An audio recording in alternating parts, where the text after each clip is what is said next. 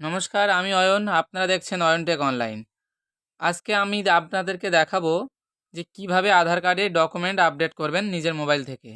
এর জন্য সর্বপ্রথম গুগল ক্রোম ব্রাউজারটি ওপেন করে নেব এবং uidi.jb.in অপশানে চলে আসব এবং মাই আধার সেকশানে ক্লিক করে আমরা ডাউনলোড আধার অপশানটিতে ক্লিক করে দেব।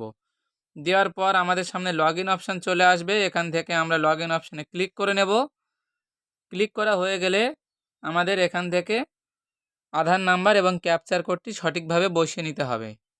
তারপর লগ ইন উইথ ওটিপি অপশানে আমাদেরকে ক্লিক করতে হবে। তো আমি আধার নাম্বারটি বসিয়ে নিচ্ছি, ততক্ষণ আপনারা দেখতে থাকুন। আর যারা চ্যানেলটিতে নতুন রয়েছেন তারা অবশ্য চ্যানেলটিকে সাবস্ক্রাইব করবেন এবং বেল আইকনটিকে নাড়িয়ে রাখবেন নিত্য নতুন ইনফরমেটিভ ভিডিওগুলো সবার আগে পাওয়ার জন্যে। আর যারা নতুন রয়েছেন তারাও অবশ্য সাবস্ক্রাইব করার সাথে সাথে লাইক, শেয়ার এবং কমেন্ট অবশ্যই করবেন। তো আমরা এখন আধার নাম্বার বসিয়ে নিয়েছি। এবার এখান থেকে ক্যাপচার কোডটি বসিয়ে নিলাম। লগ ইন উইথ ওটিপি অপশানে ক্লিক করে দিয়েছি। আমাদের মোবাইলে একটি ওটিপি চলে এসছে। এখন আমরা ওটিপিটি সঠিকভাবে দেখিয়ে নিয়ে এখানে জাস্ট ইনপুট করব এবং লগ ইন অপশানে ক্লিক করে দেব। তো আমি লগ ইন করে নিচ্ছি।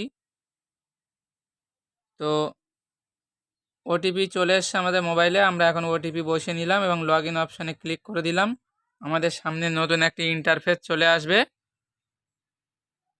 তো এখান থেকে আমরা ডকুমেন্ট আপডেট অপশানে ক্লিক করে দেব। দেখতে পাচ্ছেন এখানে লিখেই দিয়েছে যে এই সার্ভিসটি 14/6/2024 পর্যন্ত অ্যাভেলেবল রয়েছে, তারপরে কিন্তু এটি বন্ধ হয়ে যাবে।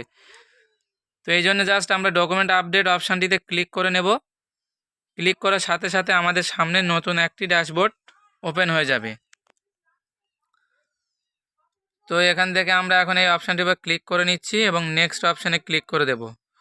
তো আবারও বলে দিই, এই সার্ভিসটি কিন্তু আপনাদের 14/6/2024 পর্যন্ত ফ্রি অফ কস্ট রয়েছে। তারপরে কিন্তু আপনাদেরকে প্যান কার্ডের মতো ফাইন ভরতে হবে। তো এরপর সমস্ত নাম ডিটেলস শো হবে। এখানে প্রথম অপশানটিতে টিক মার্ক দিয়ে দেবেন।